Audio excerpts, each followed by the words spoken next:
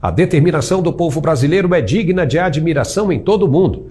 A imprensa internacional está atenta ao que se passa no país e noticia com cada vez mais frequência os avanços das manifestações.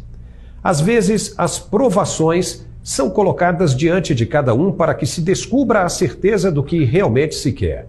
E o brasileiro tem mostrado que, mesmo diante das adversidades até meteorológicas, não tem arredado 1 centímetro sequer de suas intenções.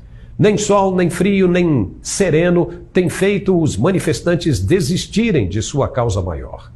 Na tarde desta quinta-feira, caiu uma chuva forte de granizo atípica em Brasília, com ventos assustadores. Mas os manifestantes pacíficos, em frente ao quartel-general do Exército, se mantiveram firmes e de maneira comovente, ajoelhados no meio da tempestade, orando pelo que buscam incansavelmente. Chuva torrencial em Brasília, chovendo pedra nesse momento. Agora são 12h30 mais ou menos. E olha aí, os manifestantes orando. Olha que coisa linda, orando pelo nosso país. É isso aí, Brasília.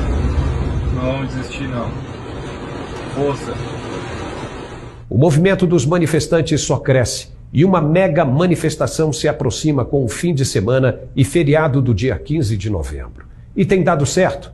Nesta sexta-feira, o Exército Brasileiro se mostrou solidário mais uma vez com a causa e divulgou uma nota inquietante destinada às instituições e ao povo brasileiro.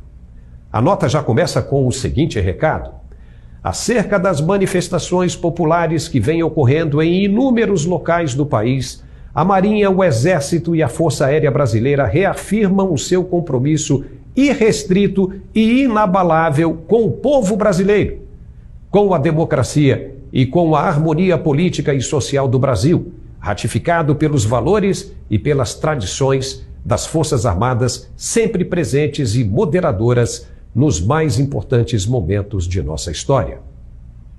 Para quem conseguir entender, verá que o recado demonstra também, no trecho a seguir, uma profunda inquietude com o cerceamento dos direitos básicos do cidadão e com os constantes ataques à Constituição. Lembrando que nenhum brasileiro está acima das leis. Continua a nota. A Constituição Federal estabelece os deveres e os direitos a serem observados por todos os brasileiros e que devem ser assegurados pelas instituições, especialmente no que tange à livre manifestação do pensamento, a liberdade de reunião pacificamente e a liberdade de locomoção no território nacional. E tem mais.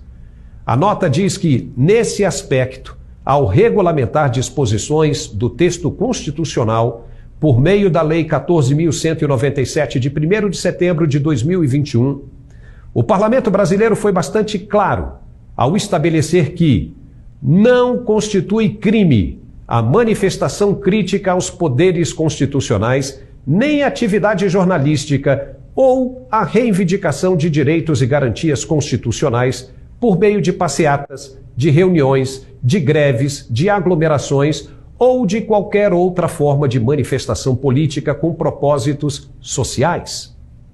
Entendeu? Ninguém está cometendo crime, segundo as Forças Armadas. Isto está mais do que claro, principalmente a observância das forças quanto à destruição dos direitos do cidadão.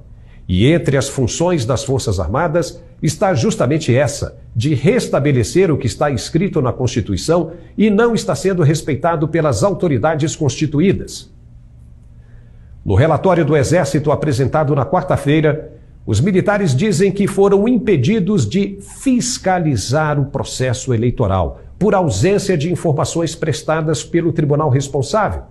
Só que o artigo 221 da Lei 4.737, de 15 de julho de 1965, diz, sem rodeios e interpretações equivocadas, que é anulável a votação quando for negado ou sofrer restrição o direito de fiscalizar. Opa, é lei! E o que está acontecendo é uma negativa do TSE de se dar acesso aos dados com clareza para o quê? Para fiscalização. Ora, se tudo correu dentro da lisura Por que tanta resistência em mostrar?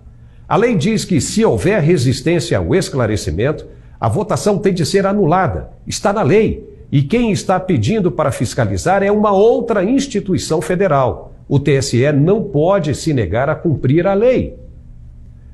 A velha imprensa tradicional está criticando as Forças Armadas pelo interesse em fiscalizar, dizendo que não é competência delas. Mas também, por outro lado, não é competência dos ministros do STF desrespeitarem a Constituição e estão fazendo isso sem a menor preocupação com os resultados. Quando acontece, o povo tende a recorrer a uma força maior que a do Judiciário, para lembrar os ministros que eles não estão acima da lei e que também devem respeito à Carta Magna. E, nesse caso, as Forças Armadas são o representante e protetor do povo brasileiro, que se sente ameaçado pela ditadura escancarada da toga. Agora vamos analisar quais são os dois únicos caminhos que poderá resultar essa situação de conflito, que na verdade nem deveria estar acontecendo se todo o processo tivesse sido transparente. Se o processo é democrático, por que esticar a corda tanto assim, se recusando a mostrar o que tem de ser mostrado por lei? Qual o problema? Por que tanta dor de cabeça? Mas vamos lá. Primeiro, as Forças Armadas pedem informações sobre os dados técnicos do TSE sobre o pleito de 2022. Se o tribunal se recusar a fornecer, estará infringindo a lei e deverá ser punido e a votação anulada. Isso é fato. E qual seria a justificativa do TSE para desrespeitar a lei em caso de recusa de fornecimento dos dados? Só se tiver com medo de alguma coisa bombástica para comprar uma briga desse tamanho. Isso não é aconselhável. Mas, caso o TSE respeite a lei e forneça os dados e os militares confirmam que não houve irregularidades, então o candidato vencedor é diplomado, enfim, sem problema algum, e tudo volta à sua normalidade esperada. Esse é o primeiro caminho. Mas, caso se identifique alguma anomalia, o presidente do tribunal terá de fazer ele mesmo o anúncio à nação, mostrando as irregularidades e cancelando a votação. Caso ele se recuse, poderá ser preso por ser o responsável pelo tribunal e a tarefa ficará com o ministro substituto. E aí o segundo colocado, que foi vítima de softwares maliciosos, no caso, será diplomado como o verdadeiro vencedor. Não há como fugir dessa análise, que está inteiramente, por incrível que pareça, dentro das 4 linhas. Uma dessas duas coisas deverá acontecer, e nenhuma verdade ficará oculta.